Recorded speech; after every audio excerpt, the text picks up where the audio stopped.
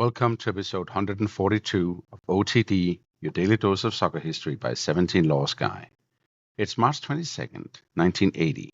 We're in Lagos at the National Stadium. And today's story is about the moment Nigeria stopped sounding like a football promise and started sounding like a football power.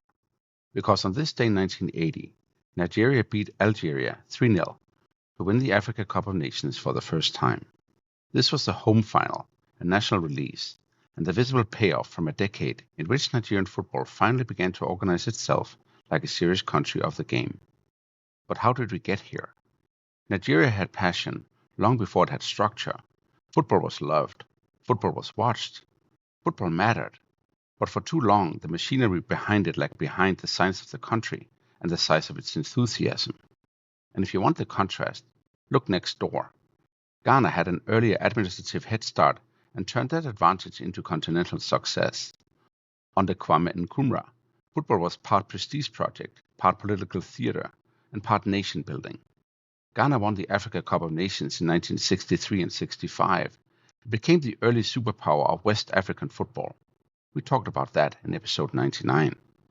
Nigeria, by contrast, looked underbuilt. At the 1963 AFCON, while Ghana were champions, Nigeria crashed out in the group stage. Public frustration back home was sharp. Newspapers and supporters blamed neglect, weak administration, and a state that liked the symbolism of football more than the labor required to develop it. And then there was the wider Nigerian story. The 1960s were politically unstable. The country lurched from independence into coups, then into civil war between 1967 and 70. In that kind of environment, football could still stir emotion, but it struggled to build continuity. Domestic structures remained weak, regional rivalries could turn toxic, and player development was inconsistent. So when people talk about Nigeria's rise, they should not begin with a final in Lagos. They should begin with a realization. Talent was not enough. In 1970s are when the pivot begins. In 1972, Nigeria established a true national league, and that changed the rhythm of the game. Players now had regular competition, regular visibility, and a better football education simply by playing meaningful matches more often. The game became less improvised and more systemic. Just as importantly, the map of Nigerian football began to widen. The emergence of Enugu Rangers mattered because post-war Nigeria needed symbols of reintegration as much as it needed better football. The civil war had redrawn emotional lines inside the country. Rangers, rising from the east, helped rebalance a game that had too often felt concentrated elsewhere. Football, once again, mirrored politics, but now in a more hopeful direction. Then came Tiko, the Yugoslav coach, known in Nigeria as Father Tiko, brought structure and seriousness. He led Nigeria to third place at AFCON in 1976 and again in 78. Those are early results to dismiss because they are not trophies, but they were essential. They told Nigeria that the gap to the summit was no longer abstract. It was bridgeable. And then, ahead of AFCON 1980, Nigeria handed the next phase of the project to Otto Glória. This was not some provincial appointment. Glória was a Brazilian with major pedigree, a coach whose resume ran through European top club football and the Portugal side that finished third in the 1966 World Cup. Nigeria were no longer behaving like a country that merely hoped to compete. They were hiring like a country that intended to win. The timing mattered politically too. Nigeria hosted the 1980 AFCON just a month after the return to civilian rule under President Shehu Shagari. That gave the tournament a special emotional charge. This was sport, yes, but it was also a national stage on which the country wanted to see competence, pride, and release. So by March 1980, the ingredients were in place: a stronger domestic game, better coaching, greater national expectation, and home soil. The tournament itself, though, was not one long coronation. Nigeria opened with a 3-1 win over Tanzania.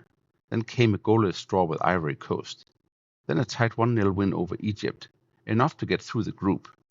In the semi-final, Nigeria edged Morocco 1-0. That route matters because it reminds us this team was not just blowing everyone away. They were learning the pressure of a home tournament in real time. And there was also a tactical wrinkle. Nigeria had not gone into the competition with a truly settled center-forward solution. E0142 had led the line for much of the tournament, but for the final, Otto Glória made a decisive adjustment, pushing Segun Odegbami into a more central attacking role. And that is where the story lands on March 22nd. Nigeria against Algeria, Lagos, an estimated 85,000 inside the national stadium. A strong Algerian side waiting on the other side with Lakhdar Belloumi among the names capable of spoiling the party, and all around the match the feeling that this was bigger than a cup final. From the start, Nigeria played like a team done with waiting. 2 minutes in, Segun Odegbami scored. That early goal changed the air in the stadium. It lifted the crowd and tightened Algeria at the same time. Nigeria were no longer merely hosting the occasion, they were seizing it. Christian Chukwu led from the back with calm authority. Mouda Lawal drove the side forward, and before the half-time, Odegbami struck again. Nigeria 2, Algeria 0. And then, 5 minutes into the second half, Mouda Lawal made it 3-0. And now the match belonged entirely to Nigeria. This is one of the reasons the 1980 final matters so much in Nigerian football memory. It was not a nervous penalty shootout. It was not a fluke. It was control. In the decisive match of the tournament, on the biggest stage available to them, Nigeria produced their clearest and most convincing performance. By full time, the scoreboard read 3-0. Segun Odegbami with 2, Mouda Lawal with 1, Christian Chukwu lifting the trophy, and Nigeria, finally, champions of Africa. But so what? The first answer is simple. This changed expectation. Before 1980, Nigeria were a country with football energy, football population, and football imagination, but not yet a continental title. After 1980, they were champions. That alters how a nation sees itself. It also alters how rivals see it. The second answer is that 1980 validated the reforms of the 1970s. The league mattered, the broader national integration of football mattered, the coaching mattered, and the willingness to think beyond regional improvisation mattered. The trophy was not proof that Nigeria had solved everything. It was proof that the country had found a viable model.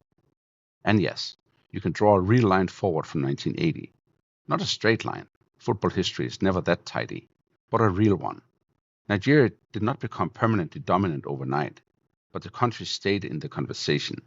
They reached AFCON finals again in the 1980s. They won the tournament again in 1994 and 2013. CAF later noted that no nation had finished in the AFCON top 3 more often than Nigeria. And by the 1990s, the talent base was being expressed at a different level altogether. Nigeria won AFCON in 1994. That same year, they reached the FIFA World Cup for the first time and immediately made the round of 16. They did it again in 1998 and later again in 2014. And in 1996, they won Olympic gold in men's football, still one of the great landmark achievements for any African national team. By then, Nigerian footballers were not only being developed at home, they were increasingly moving outward into European leagues and bringing that sharpness back into the national side. Players like Uche Okechukwu, the captain of the 1996 Olympic gold medal team, were part of that story. So no, not everything that came later can be reduced to one Saturday in Lagos. But a lot of modern Nigerian football becomes easier to understand once you see 1980 for what it was, the moment when preparation turned into proof. And today, Nigeria remained one of the continent's heavyweights football nations. 3 AFCON titles, more top 3 finishes than anyone else, 6 men's World Cup appearances, and a place in almost every serious conversation about who can win Africa's biggest tournament next. That doesn't mean the old organizational problems vanished forever. Anyone who follows Nigerian football knows better than that. But the deeper identity survived. The idea that Nigeria should be there, the idea that Nigeria can win, and the idea that Nigerian football is too large, too rich in talent, too historically important to be treated as peripheral. That is what 1980 cemented. But before we go, 3 things to take away from March 22nd, 1980. First, Nigeria's first AFCON title was not a miracle. It was the payoff from a decade of building, a national league, stronger coaching, and a more integrated football structure. Second, the final itself was emphatic. Nigeria did not scrape past Algeria. They beat them 3-0, with Segun Odegbami scoring twice and Mouda Lawal adding the third. And third, the 1980 title changed Nigeria's football horizon.